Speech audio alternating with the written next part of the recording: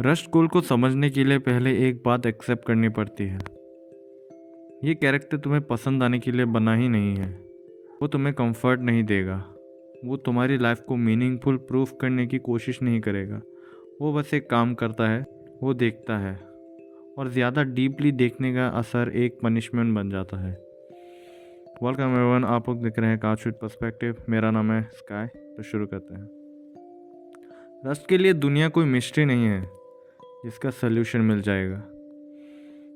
उसके लिए दुनिया एक पैटर्न है, रिपीट होता हुआ, meaningless, indifferent, crimes, violence, religion, family, hope, सब एक ही साइकिल का वेरिएशन है। और रस्ट का मानना है, अगर तुम इस साइकिल को क्लियरली देख लो तो तुम खुद भी उसका पार्ट नहीं रह पाओगे। रस्ट के सबसे कंट्रोवर्शियल थॉट्स में से है, consciousness is a tragic misstep in evolution. इस लाइन का मतलब डिप्रेशन नहीं है, इसका मतलब रियलिज्म है। कॉन्शियसनेस ने हमें स्पेशल नहीं बनाया, उसने हमें अवेयर बना दिया। Aware of pain, aware of time, aware of death. Animals suffer करते हैं पर उनके पास एक्सिस्टेंशियल एंजाइटी नहीं होती। हम जानते हैं कि हम मरेंगे, हम जानते हैं कि हम याद भी नहीं रखे जाएंगे, और फिर भी हम प्रिटेंड करते हैं जैसे ये नॉलेज एग्जिस्ट ही नहीं करती। रस्ट इस प्रिटेंडिंग से नफरत करता है। रस्ट मोर्टेलिटी पे भी बिलीव नहीं करता। गुड और इवल उसके लिए एब्सोल्यूट कॉन्सेप्ट नहीं है, वो बस ह्यूमन एग्रीमेंट्स है, रूल्स वी मेड ताकि हम एक दूसरे को टॉलरेट कर सके। इसलिए जब रस्ट वायलेंस देखता है वो शॉक नहीं होता, वो डिसअपॉइंट होता है, क्योंकि ये कुछ नया नहीं है। उसके लिए ईवल कोई एनॉमली नहीं, ईवल एक फीचर है। लेकिन यहाँ पे एक मिसअंडरस्टैंडिंग होती है। लोग सोचते हैं रस्ट इमोशनलेस है, ये गलत है।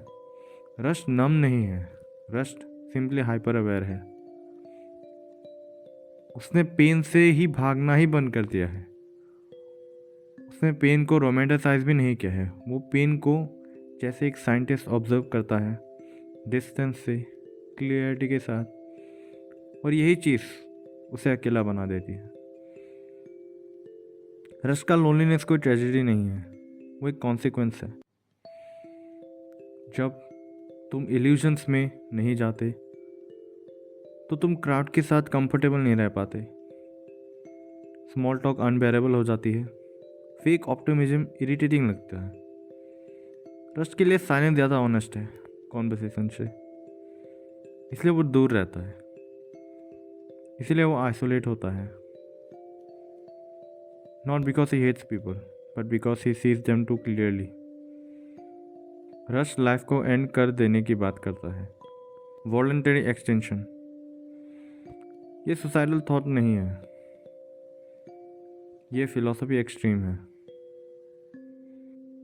अगर लाइफ सिर्फ सफरिंग रिप्रोड्यूस करता है तो रिप्रोडक्शन खुद एक मॉरल क्वेश्चन बन जाता है। ये थॉट अनकंफर्टेबल है, इसलिए लोग इसे रिजेक्ट कर देते हैं। रस्ट इससे एस्केप नहीं करता, और फिर एक सटल शिफ्ट आता है।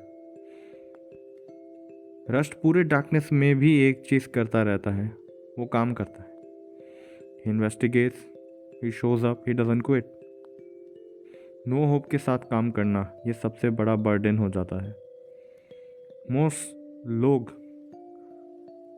होप के लिए जीते हैं, रस्ट ड्यूटी के लिए जीता है, और यहीं पे वो कॉन्ट्रडिक्शन बन जाता है। अगर सब मीनिंगलेस है तो फिर भी सही चीज़ क्यों करनी? रस्ट के पास लॉजिकल आंसर नहीं, बस एक इंस्टिंक्ट है। एंड में रस्ट ये एक्सेप्ट करता है कि शायद डार्कनेस कंप्लीट नहीं है, शायद लाइट है, शायद लाइट भी है थोड़ी सी। Not enough to save the world, बस इनफ टू कीप गोइंग। ये विक्ट्री नहीं है, ये रिडेम्पशन नहीं है, ये सिर्फ एक ऑनेस्ट कंक्लूजन है। रस्ट कोल तुम्हें ये नहीं सिखाता कि कैसे खुश रहना है, वो तुम्हें ये सिखाता है कि कैसे बिना झूठ के जीना है। और सिर्फ शायद आज के टाइम में ये सबसे डेंजरस फिलोसफी है।